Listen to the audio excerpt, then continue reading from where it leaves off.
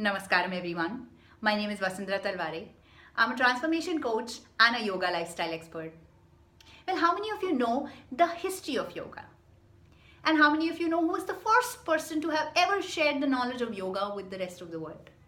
And who do you think was his first student?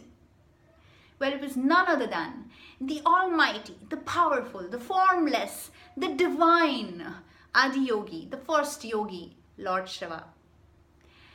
And his first student was none other than his own wife, Parvati. It was Parvati who pleaded to him to share this beautiful knowledge with the rest of the world. Why?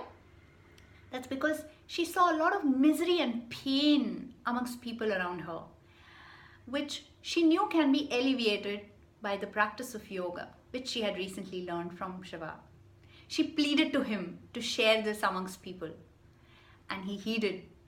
And that's how he created 7 rishis, Sapta rishis as they are known as, and bestowed upon them the knowledge so that they in turn can take it to the masses. It's also said that once upon a time that Lord Shiva was dancing the dance of the divine, the trance, the dance of the higher subconsciousness, which when people saw were enamored by. They were so impressed by the energy, the strength, and the perseverance with which he was dancing non-stop without a single break that they waited by to find out how. Years went by, decades went by, and people started trickling away. Except for these 7 rishis who stood by, stayed back, were in a penance, waiting for Lord Shiva to take notice of them, be pleased by them, and therefore share this knowledge and wisdom of how he was doing what he was doing with them. And that's what exactly happened. After 84 years, he took notice of them, was pleased with them, and he prepared them to receive this knowledge of yoga, the powerful knowledge of yoga.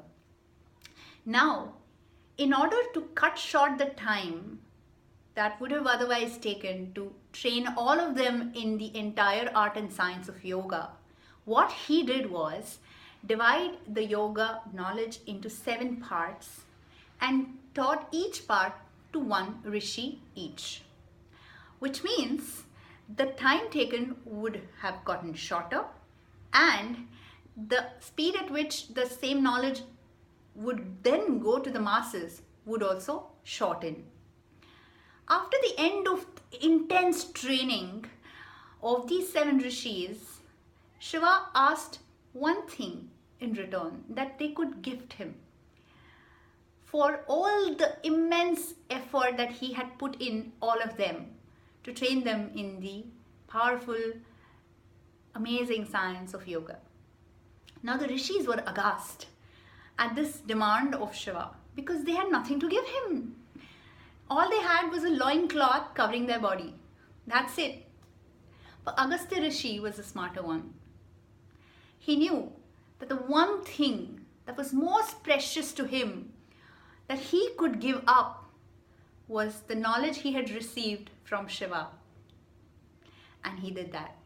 He gave up that. The other 6 rishis followed suit and walked away empty-handed. Lord Shiva was immensely pleased by this act, with this offering, with this gesture, with this Guru Dakshina offering to the Lord. And in return, what he did was, he bestowed upon them the entire knowledge of yoga, which he otherwise had divided into 7 parts. So the rishis were then an embodiment of the entire art and science of yoga, which they then took it to different parts of the world, and then in turn there are many other teachers who were trained, who in turn trained some more, and therefore it is kept alive even today. So what is that one lesson that you learned from this story? It is the art of Vairagya, the bhava of Vairagya. Vairagya means detachment. What you have earned so far in your life, be it money, respect, fame, all the material things around you. Are you able to, are you willing to give it all up just like that? Because it was never yours to begin with.